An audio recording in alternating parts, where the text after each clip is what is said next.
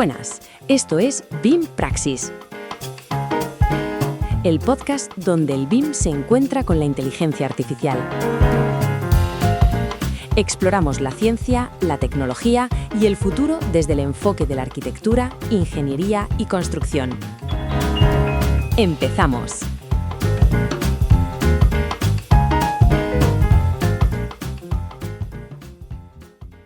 Bienvenidos a la tercera entrega de nuestra serie especial, Los artículos que cambiaron la historia de la IA. Hoy vamos a meternos con un texto que de verdad, no exagero si digo que marcó un antes y un después. Nos sumergimos en el artículo de 2014, Generative Adversarial Networks, redes generativas antagónicas, de Ian Goodfellow y un equipazo de investigadores. Y hay que insistir en esto, ¿eh? Este fue el momento en que la inteligencia artificial empezó a imaginar. Fue la primera vez que vimos una capacidad real de creatividad visual, de generar algo nuevo que pareciera auténtico. Para que nos entendamos todos, es el abuelo de los deepfakes, de Midjourney, de todo este universo de IA generativa de imágenes que hoy nos deja con la boca abierta. Nuestra misión hoy es desgranar esa idea central, esa chispa que lo cambió todo. A ver, vamos a ello. Y es que la fecha lo dice todo. El artículo se subió a Archive, que es el repositorio de artículos científicos, el 10 de junio de 2014. En la escala de la historia de la informática, eso es que fue la semana pasada. Nos da una idea de la velocidad de vértigo a la que se ha movido todo desde entonces. Pero lo que a mí me parece fascinante de este trabajo es que su genialidad no está en una fórmula matemática que solo entienden 5 personas en el mundo. Al contrario, reside en un concepto increíblemente intuitivo, casi poético y con una potencia descomunal. Totalmente de acuerdo. La elegancia de la idea es lo que la hace tan potente. De hecho, el propio nombre ya nos da una pista. Redes generativas antagónicas. La palabra antagónico tiene mucha fuerza, ¿eh? Suena a conflicto, a una partida de ajedrez o, no sé, a una novela de espías. ¿Qué significa exactamente aquí? Pues mira, la analogía de los espías o de una partida de ajedrez es perfecta. El propio resumen del artículo, el abstract, lo deja claro desde la primera frase. Proponemos un nuevo marco para estimar modelos generativos a través de un proceso antagónico. La clave es esa. En lugar de tener un solo modelo aprendiendo de un montón de datos, que era lo habitual, la idea es enfrentar a 2 modelos en un juego. Aquí es donde la cosa se pone de verdad interesante. Absolutamente. La analogía que el propio Goodfellow usó y que se ha hecho famosísima es la del falsificador de arte y el detective de arte. Imagina que tienes estos 2 sistemas, que son 2 redes neuronales. Primero está el modelo generativo, la G. G, vale. Este es nuestro falsificador. Su objetivo, según el texto, es capturar la distribución de los datos. Dicho de forma más simple, si le enseñamos miles de cuadros de Rembrandt, su trabajo es aprender la esencia de un Rembrandt para poder pintar un cuadro nuevo que parezca auténtico. Vale, ese es el creador, el artista. ¿Y quién es su oponente en este juego? Su oponente es el modelo discriminativo, la D, nuestro detective de arte. Su única misión es estimar la probabilidad de que una muestra provenga de los datos de entrenamiento reales en lugar de haber sido creada por G. O sea, le pones un cuadro delante y tiene que decidir, ¿es un Rembrandt de verdad o es una falsificación de nuestro generador G? Espera. Entonces, el objetivo del generador no es solo ser bueno, en abstracto, sino engañar a este detective en concreto.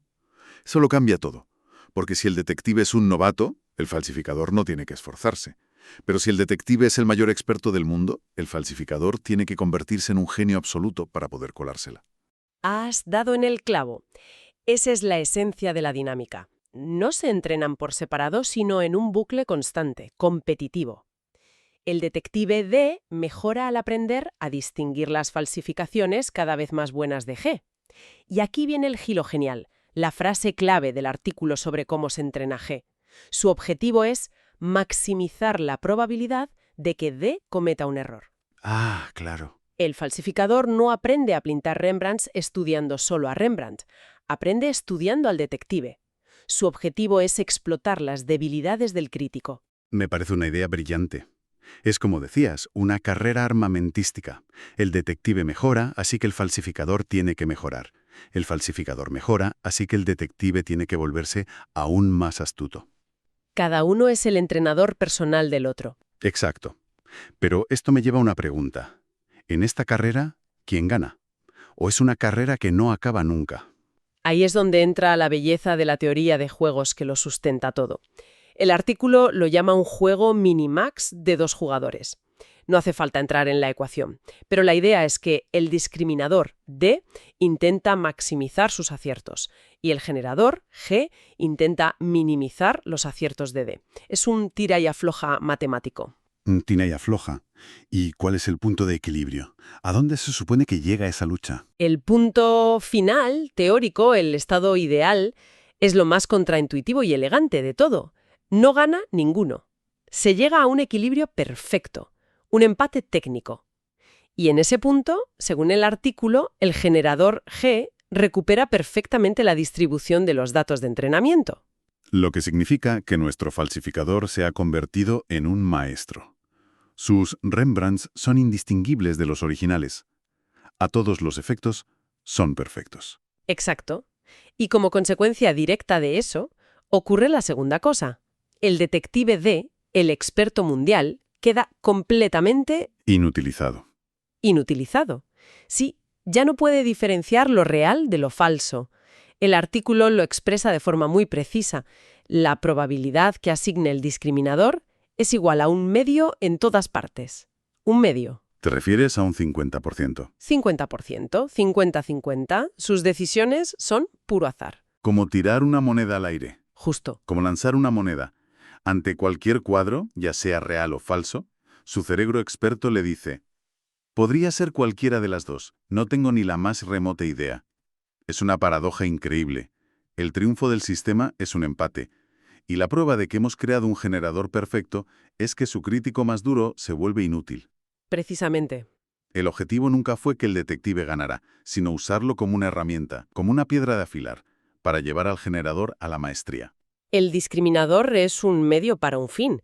Y cuando se alcanza ese fin, su incapacidad para decidir es la métrica del éxito. Vale, la teoría es preciosa. Un empate del que nace la creatividad. Pero suena casi demasiado bueno para ser verdad. En la práctica, es fácil llegar a ese equilibrio tan perfecto. Y esa es la pregunta del millón, y donde la elegancia de la teoría se topó con la cruda realidad. Ese equilibrio es teóricamente hermoso, pero en la práctica es increíblemente difícil de alcanzar. Es como intentar equilibrar un lápiz sobre su punta. ¿Y qué pasaba? ¿Qué significa que era difícil? Pues que en los primeros años el entrenamiento la mayoría de las veces simplemente colapsaba. ¿Qué significa que colapsaba? ¿Que el ordenador echaba humo? No literalmente, pero casi. El problema más famoso es el mode collapse, o colapsaba en un único modo o tipo de resultado. A ver. Imagina que nuestro falsificador de Rembrandts descubre que hay un tipo de retrato que engaña al detective siempre. En lugar de aprender a pintar toda la variedad de obras de Rembrandt, el generador se vuelve vago. Se estanca y solo produce esa única imagen una y otra vez. Claro, el sistema se rompe, el generador encuentra un truco y lo explota hasta el infinito. Y el detective no es lo bastante bueno como para forzarle a salir de ahí. Exacto. Y ese fue el gran dolor de cabeza de la comunidad investigadora durante años. La idea era perfecta, pero el entrenamiento era muy inestable. Encontrar ese punto justo de equilibrio dinámico fue el verdadero arte. Entiendo. Concepto brillante, pero difícil de domar. Hablemos de la implementación. Una gran idea no sirve de nada si necesitas un superordenador para ponerla en marcha. ¿Cómo lo hicieron? Y este es el segundo pilar de la genialidad del artículo. Y lo que explica por qué se adoptó tan rápido. Lo fascinante aquí es que no necesitaron inventar un método de entrenamiento súper raro o carísimo. El abstract lo dice claro. Si G y D son perceptrones multicapa, el sistema puede ser entrenado con retropropagación. Un momento. Me estás diciendo que la idea era revolucionaria, pero que se podía montar con piezas que ya existían. Perceptrones multicapa es una red neuronal normal. Y retropropagación es el algoritmo con el que aprenden casi todas las redes desde los años 80. Suena demasiado fácil. Es que el truco no estaba en las piezas, sino en la arquitectura, en cómo las conectaron. Fue como si alguien dijera: oye, con las ruedas y los motores que ya tenemos, si los montamos de esta otra forma, podemos construir un avión. Claro, la innovación no fue inventar el motor, sino el concepto del avión. Eso es. La comunidad ya dominaba la retropropagación. Y de repente este artículo les dice: No tenéis que aprender nada nuevo. Coged 2 redes que ya sabéis construir y ponedlas a competir. Eliminé una barrera de entrada gigantesca. El artículo también menciona otro punto técnico que parece clave. Cito, no hay necesidad de cadenas de Markov ni de redes de inferencia aproximada desenrolladas. Esto suena muy denso, pero intuyo que es un dardo directo a los métodos de antes. Totalmente. Es un derechazo a la mandíbula de los modelos generativos de la época. Modelos como las máquinas de Boltzmann eran un auténtico quebradero de cabeza. Requerían procesos estadísticos muy complejos, eran lentos, computacionalmente carísimos y muy inestables. Eran como motores muy complejos, con muchas piezas que se podían romper. Es una analogía perfecta. El enfoque de las GANs era mucho más directo. El aprendizaje fluye hacia atrás, desde el veredicto del detective hasta los parámetros del generador. Todo con la retropropagación. Era un diseño más limpio, más elegante. Así que la idea era fácil de enchufar, pero un infierno de sintonizar. La puerta de entrada era fácil, pero dominarlo era muy difícil. Has dado en el clavo. Esa dualidad definió la investigación en GANs durante años. La simplicidad del marco hizo que miles de investigadores se lanzaran a experimentar, y fue esa experimentación masiva la que con el tiempo permitió descubrir los trucos para hacerlas más estables y potentes.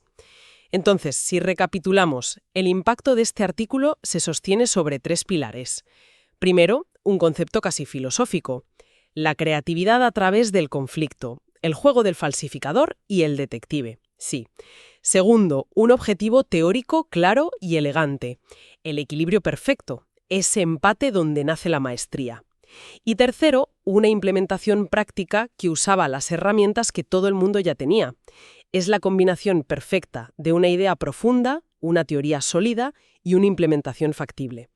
Desde 2014, esta arquitectura ha sido el motor de la explosión de la IA generativa que hemos visto, sobre todo en lo visual. La conexión con el presente es total, todo desde los filtros artísticos de los móviles hasta los sistemas que generan vídeos a partir de una frase le debe algo a esta idea de 2014.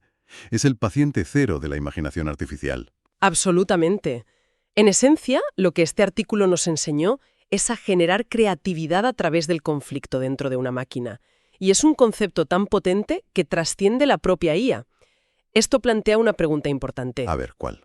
¿Te refieres a si esto tiene implicaciones más allá de la tecnología? Exactamente. Si la creatividad artificial, al menos en este paradigma, surge de un conflicto interno, de una lucha entre 2 fuerzas, ¿qué nos dice eso sobre la nuestra? Es una gran pregunta, y creo que es la reflexión perfecta para cerrar.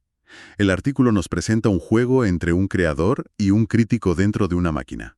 Y es inevitable pensar en el proceso creativo humano. ¿Cuánto de nuestra propia creatividad es en realidad un diálogo interno similar? Una lucha entre esa parte de nosotros que genera ideas sin filtro, a veces salvajes, y esa otra parte, el crítico interno que las juzga, las cuestiona y las pule, forzando a la primera a mejorar, a ser más precisa, más original. Quizás este proceso antagónico no es solo un truco para una IA, sino un pilar fundamental de la propia creatividad.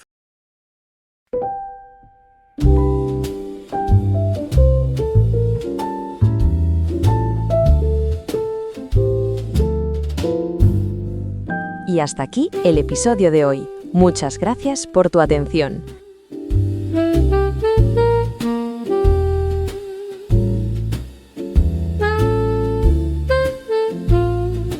Esto es BIM Praxis. Nos escuchamos en el próximo episodio.